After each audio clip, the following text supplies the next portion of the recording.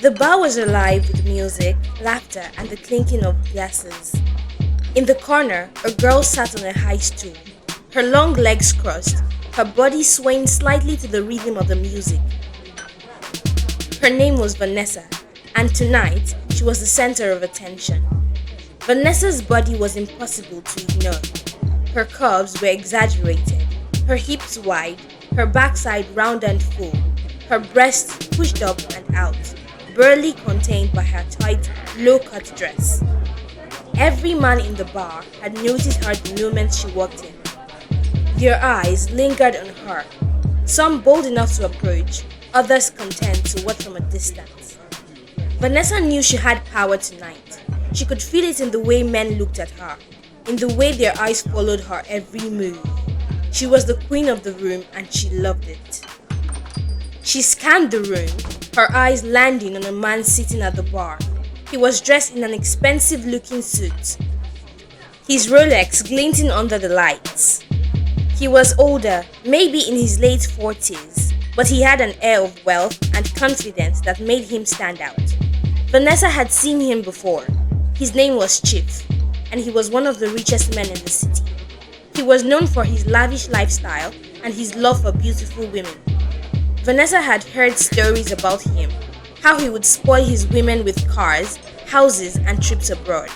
She had always wondered what it would be like to be one of those women. Tonight, she decided she would find out. She slid off her stool, her heels clicking against the floor as she made her way over to him. The men she passed turned to watch her, their eyes lingering on her body. But Vanessa didn't care. She had her sights set on Chief. When she reached him, she leaned against the bar, her body close to his, and smiled. "Hey," she said, her voice soft and sultry. "You look like you could use some company." Chief turned to look at her, his eyes scanning her body before meeting hers. He smiled, a slow, knowing smile, and gestured to the empty seat beside him. "Sit down," he said. "Let's talk." Vanessa sat down, crossing her legs and leaning in closer. She could smell his cologne, something expensive and musky. She could feel the heat of his body, and she knew she had him. They talked for a while, flirting back and forth, and by the time the bar was closing, Chief had his arm around her waist, leading her out to his waiting car. They arrived at his penthouse, and he immediately led her to his bedroom. There, he smacked her backside, watching it jiggle. "Ah, yes, that's what I like to see. My God, this is wonderful. You're blessed." That night, they smashed. Vanessa woke up the next morning in Chief's penthouse, the sheets tangled around her, the smell of his cologne still lingering in the air. She looked around the room, taking in the expensive furniture, the large windows that offered a stunning view of the city, and the gold Rolex on the nightstand. She smiled to herself. This was the life she wanted. But how had she gotten here? How had Vanessa, a girl from a small village, become the kind of woman who would walk into a bar and live with the richest man in the city? It hadn't always been this way. Vanessa's journey to this moment had been a long and complicated one, filled with choices that had changed her life forever. Vanessa grew up in a small village on the outskirts of the city. Her family was poor and life was hard. Her father worked long hours as a farmer and her mother sold vegetables in the market. Vanessa was the youngest of 5 children, and from a young age, she had dreamed of a better life. She didn't want to spend her days working in the fields or selling vegetables. She wanted more. When Vanessa was 18, she moved to the city to live with her aunt. She had hoped that the city would offer her more opportunities, but life there was just as hard. She worked long hours at a small shop, earning barely enough to get by. She was lonely and frustrated, and she often wondered if she would ever escape the life she had been born into. Then she met Nneka. Nneka was everything Vanessa wanted to be. She was beautiful, confident, and always dressed in the latest fashion. She had a way of walking into a room and commanding attention, and Vanessa was in awe of her. Nneka worked as a hairdresser, but Vanessa soon learned that her real source of income came from the men she dated. Nneka had a BBL, a Brazilian butt lift, and her body was the kind that turned heads. She had a small waist, wide hips, and a round, perky backside that made men go crazy. Nneka knew how to use her body to get what she wanted, and she wasn't ashamed of it. Why work hard when you can get men to give you everything you want?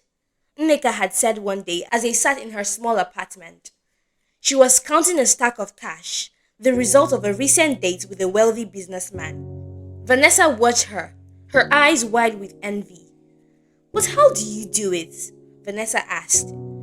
How do you get men to give you so much? Nneka laughed. It's easy, she said. You just have to know how to play the game. Men are simple creatures. They see a beautiful woman and they want her. You just have to give them what they want and they will give you what you want. Vanessa thought about Nneka's words for days. She had always been pretty, but she didn't have the kind of body that turned heads. She was slim with small breasts and a flat backside. She had never thought much about it before, but now she couldn't stop thinking about how different her life could be if she looked like Nneka. One day, she finally worked up the courage to ask Nick about the BBL. How did you get your body like that? Vanessa asked. Did you do something? Nneka smiled. I had a BBL, she said. It's a surgery. They take fat from other parts of your body and put it in your butt and hips. It's expensive, but it's worth it. Look at me. I don't have to work hard for anything. Men give me everything I want. Vanessa was intrigued. She had never heard of a BBL before, but the idea of changing her body to get what she wanted was tempting. She thought about it for weeks, weighing the pros and cons. Finally, she decided to take the plunge. Vanessa saved up every penny she could, working extra hours and cutting back on expenses. It took her almost a year, but finally, she had enough money for the surgery. She went to the same doctor Nneka had used, a man who specialized in cosmetic procedures for women who wanted to enhance their bodies. The surgery was painful and the recovery was long and difficult. Vanessa spent weeks in bed, unable to sit or lie on her back. But when the bandages finally came off, she knew it had been worth it. Her body was transformed. Her hips were wider, her waist smaller, and her backside was round and full. She looked in the mirror and couldn't believe it was her. Nneka was right. Men noticed her now.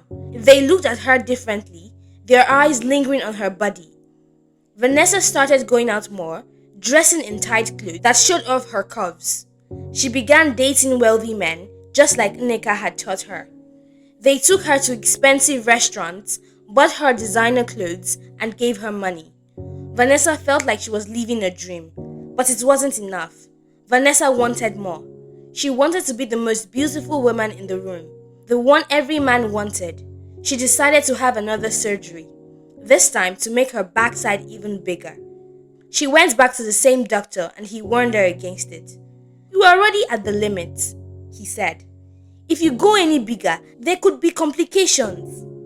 But Vanessa didn't listen. She was addicted to the attention, to the way men looked at her. She wanted more. She insisted on the surgery and the doctor reluctantly agreed. At first, everything seemed fine.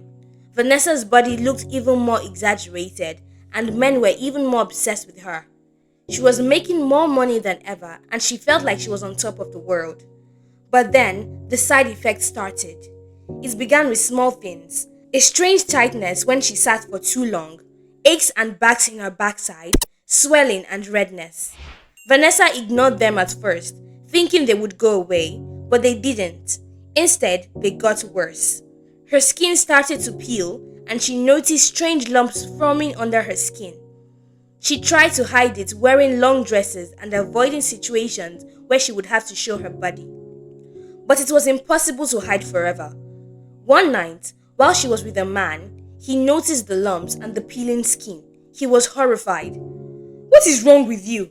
he asked, pulling away from her. "What is wrong with your body?" Vanessa tried to explain, but the man was already getting dressed, his face twisted in disgust. He left without another word, and Vanessa was left alone, feeling ashamed and scared. The side effects continued to get worse. One day, she scratched an itch on her lower back and felt something wet. When she looked, her heart stopped. A small wound had opened, and inside something was moving. Maggots. Tiny white wiggling creatures eating away at her flesh. She screamed. Vanessa's skin started to sag, and the lumps grew larger. She developed infections, and the pain became unbearable. She went back to the doctor, but there was nothing he could do. The damage was too severe. Vanessa's life began to fall apart. The men who had once been obsessed with her now avoided her. She tried to hide her body, but it was impossible. She became a recluse. Too ashamed to leave her apartment, she spent her days alone, crying and wondering how her life had come to this. Vanessa's story spread through the city, a cautionary tale of vanity and greed. People whispered about her, shaking their heads in disbelief. Did you hear about Vanessa? She went too far. Her BBL is rotten. She looks like a walking corpse. How could someone ruin their life like that? How could someone be so obsessed with beauty that they would destroy their body? Vanessa's friend Nneka tried to help her, but there was nothing she could do. Vanessa's body was beyond repair, and her life was in shambles. She had traded her health and happiness for a fleeting moment of beauty, and now she was paying the price. In the end, Vanessa was left with nothing. No money, no friends, no future. She spent the rest of her days alone, a shadow of the woman she had once been. Her story became a warning to others, a reminder that true beauty comes from within, not from how you look on the outside.